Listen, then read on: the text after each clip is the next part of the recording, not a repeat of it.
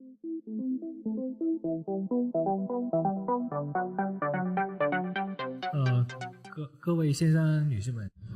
morning, ladies and gentlemen. On behalf of Shenzhen Land,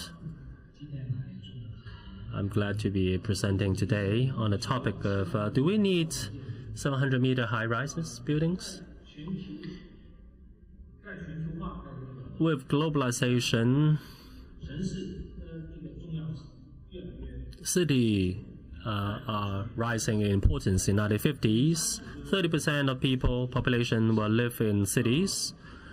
By 2030, there will be 60% of population moving into the cities. While megacities was playing more important roles and triggering a lot of interest. The so-called megacity are those cities with 8 million population above. In terms of materials, socials, economical, these megacities has brought about new energies, new complexities. By various population and social, political, ecological interaction, they continue to derive new interplays. Therefore, megacities have created a lot of efficient way of life. In the same time, in megacities, we're also dealing with a lot of challenges, including the urban management, sustainability, service provision, security. So how do we move up the scales of the cities into finer management, something that's more sustainable? Those becomes important metrics to define the livability of cities. Thereby, these high rises are also closely linked to these urban issues, because high rise, high density means a lot of constraints, a lot of pressures, and a lot of problems at the same time, linked to the super low of these lands, as well excessive exploitation of resources, of also excessive erosion of public space, continue to put pressure on megacities. The city or the compressed city space were actually providing a lot of challenges to the richness of urban life. So therefore, this high density of high rises give rise to pollution of air, excessive congestions, and you name it. All these are linked to the super high density in high-rise buildings. In 1976, a book was published called Megastructures regarding the book on megastructures. Around the same time, Red Cross Project Japan was also giving rise to interest by the Western academia regarding this philosophy. Within that time, we're seeing similar ideas which quickly drawn a lot of controversies. In the CTBUH conference, in 2014, we talk about vertical urbanism with sustainability. We propose that we have to look at it from a three-dimensional perspective to rethink and replan our urban constructions. We shouldn't be looking at single function, single feature architecture and just project them into a two-dimensional blueprints. They are not just simply individual carrier of their respective features. They are becoming the results of the drawings on the map as well as the high limits. While every level of the super high rise should be corresponding to its surrounding environment and context, and with different height, with the different wind, air, and water, at different level, at different height of the high rises, they should play different role. Architecture need to take those elements into account and respond to the different context environment at different heights. So we need to rethink our cities, not just thinking vertical for vertical's sake, but also we need to think about the infrastructures. It should be providing and contributing to public space. And the high-rise should also contribute to solving the problem and offering the solutions, which is why we have to focus on physical, environmental, demographic, and natural harmony by taking into account the ecological and technological means, so that we can build a vertical urbanization that humanity can coexist with the environment, and we can reduce energy consumption, and we can also operate infrastructure with high efficiency, providing better quality of life. All this information input should be taken into account so that we can centralize features and take into account the full life cycle cost analysis by a sustainable design, so that we can save energy, save land use, improve quality, improve efficiency, and also aligning with the local cultural characteristics. We can also center around the user satisfaction, and also to take into account the interdependency of high-rises, so that we can develop vertical communities at different heights, so we can have diversity in functionalities at different heights.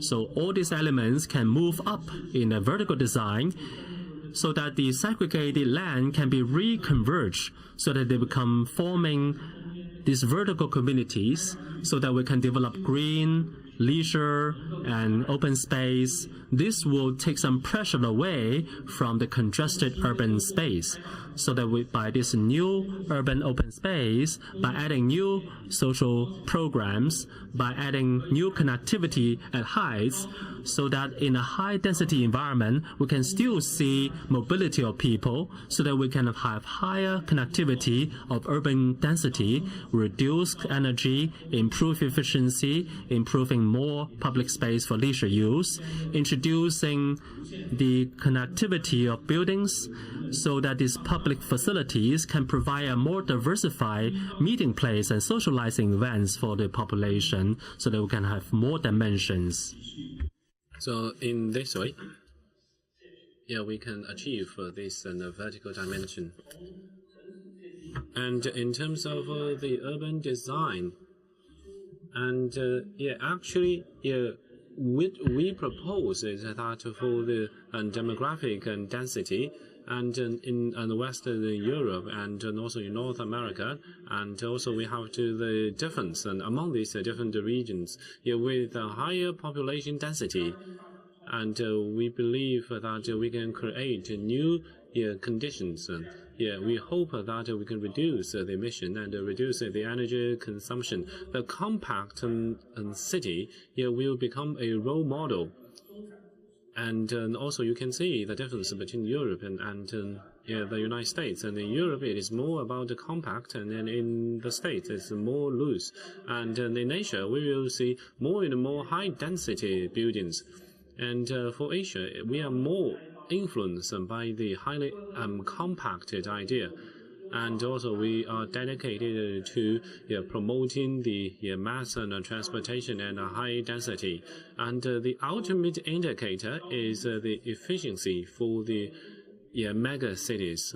So we can see that the Asian model is still different from the European style. Well, in Hong Kong, you can see that it is also a representative of the super high rises and in high density.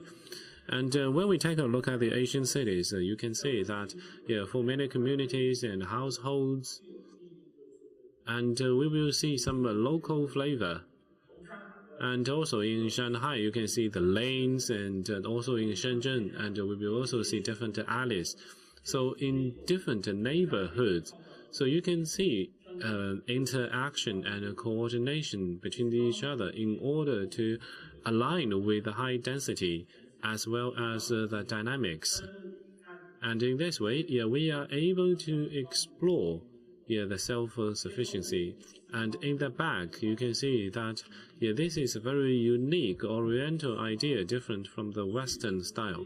But at the same time, the Western order and also the Western good organization are also aligned with this Oriental concept. However, in Western, it is more about individualism. However, in Asia, we more advocate the collectivism. Do we still need the high rises and above 700 meters? And in early stage, so at the very beginning, we thought about 700 meters and including the hotel and commerce and business and hotel, etc.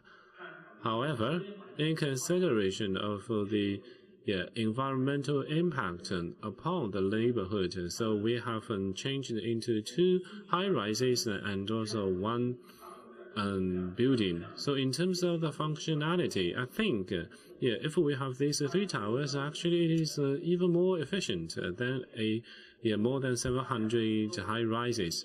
Because a lot of costs have been converted into better and safer amenities and also better curtain walls, and especially for the 400-meter tower. And you can see that it is better merged into the neighborhood. We believe that we change 1 700 high-rise into 3 different high-rises. So it is more efficient. And although we have this vertical program, however, and also we still want to protect the farmland and save the resources. I think that is more valuable. Because in this way we are able to create more inclusive resources for the neighborhood.